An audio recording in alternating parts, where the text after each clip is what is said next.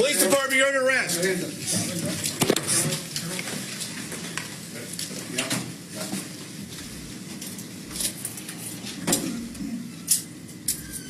Just so you know, you're being recorded, sir. Right there. Yep. I got it.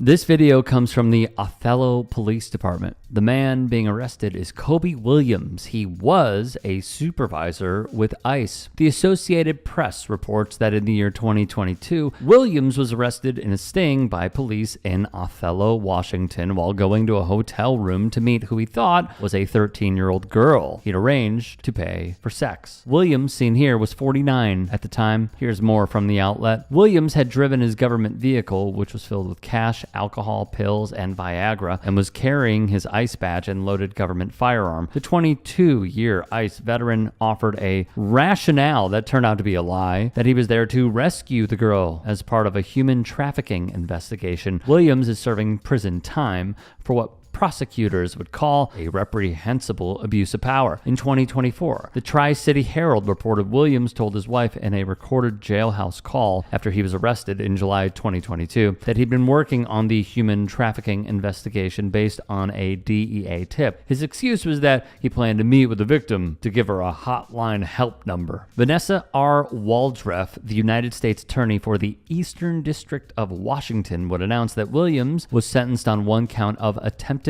online enticement. Williams was convicted of this crime in May of 2024 following a jury trial, meaning they did not believe anything that he would present. United States District Judge Thomas O. Rice imposed a sentence of 135 months in federal prison to be followed by 15 years of supervised release. And how exactly did they get him? Justice.gov wrote, Williams replied to a decoy Craigslist post as part of an undercover law enforcement operation meant to identify individuals interested in and willing to meet with minors for sex. The post indicated that Rebecca was a 13-year-old prostitute. Over the next 3 days, Williams called and chatted over text with Rebecca, who Williams believed to be a minor. During those conversations, Williams discussed her age, what Williams would pay for sexual acts, his employment as a quote-unquote cop, and arrangements to meet her at a hotel for sex. Assistant U.S. Attorney Stephanie Van Martyr would tell the judge he puts on a different public persona, a stark contrast to his conduct. He wanted to meet up with a 13-year-old, all while using his official position to gain her trust. The prosecution did note at trial that Kobe Williams lied to the judge and, in addition, the jury. Van Martyr would continue.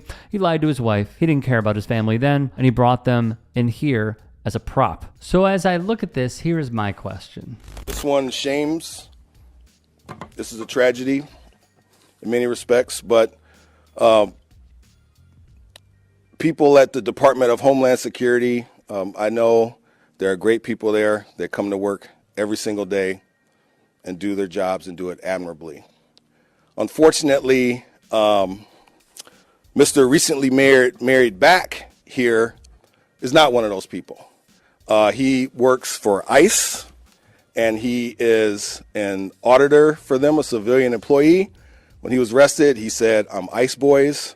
Well, you know, unfortunately for him, we locked him up, we put him in our jail. He got reappropriated to our jail, and my understanding is he helped send people to send federal authorities.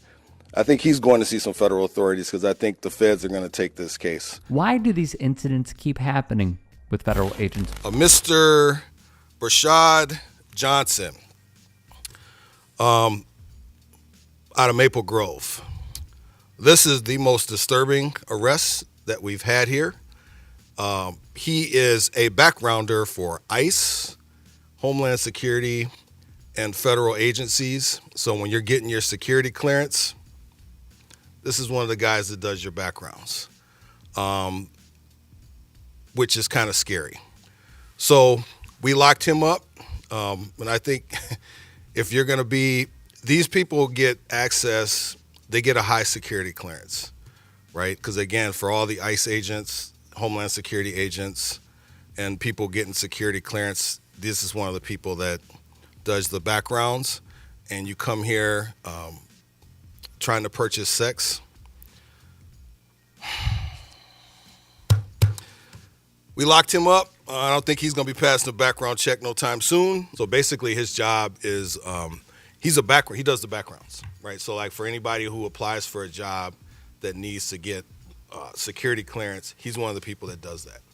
So he would go out to talk to people and see if they knew you or me or whoever, and then write those background reports. That was his job to do that. So let me be clear. So the federal government, they have a certain agency that does all their backgrounds, right? The DOD, Department of Defense. He works for them. So he does all the ICE backgrounds, HSI backgrounds, FBI. So whenever someone needs a security clearance, he's one of the people that does those backgrounds, but not just specific to ICE, other federal agencies also. What is going on over there? What is in the water? I am fully aware that not everyone is going to be the most upstanding citizen that you think they will be. But why do we keep seeing these cases over and over again within ICE and even DHS? Ask yourself that. And then think about, do you want these people protecting you? The ones who are involved in stings for prostitution, people who work in law enforcement. I remember seeing a story about an agent with CBP who was killing people. And it goes back to an AJ Plus piece that I saw. The former employer, of course, of former contributor Francesca Fiorentini, who said that they felt like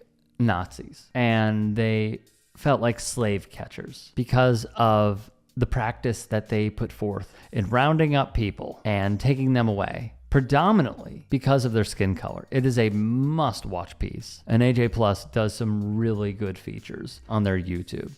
Dina Tarkuri is also a fantastic journalist who does a lot of good work on there. But I see the similarities, and it's hard not to. I remember also seeing a video of a Latino man who's about 20, 21 years old with CBP, a piece that we did previously within the last week or so, when a reporter asked him, how does it feel to be rounding up your own people? And he said, they're not coming in the right way. They're not my people. Think about the brainwashing that has to go through one's own education in order to say something so intolerant of reality. But that is the state that we are in, where we have a love affair of two people with Corey Lewandowski and Kristi Noem running the entire playbook of DHS. It's why I support so many left-leaning, not just even left-leaning, I support very progressive / leftist politicians like Delia Ramirez, like Rashida Tlaib, like Ayanna Pressley, like Ilhan Omar, like Alexandria Ocasio-Cortez, and more, who are calling for the abolition of DHS and ICE. Because as I'm sure many of you watched in the latest John Oliver piece, this isn't really needed. The merging of all of these groups under one umbrella,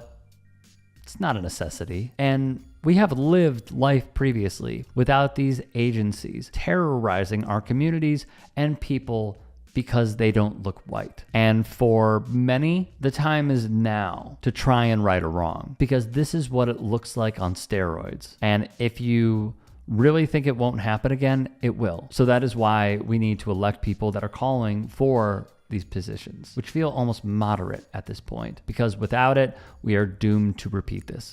Hey, I appreciate you watching. Now, if you can, please do become a channel member by going to youtube.com/TYT Sports and clicking the join button. If that's too much for you, you can just go to tyt.com/join to become a member. It helps all of us out here at the Young Turks and keeps our network afloat. In addition, you could follow me on my socials on Twitter, Instagram, and TikTok. Appreciate the love. Have a great day.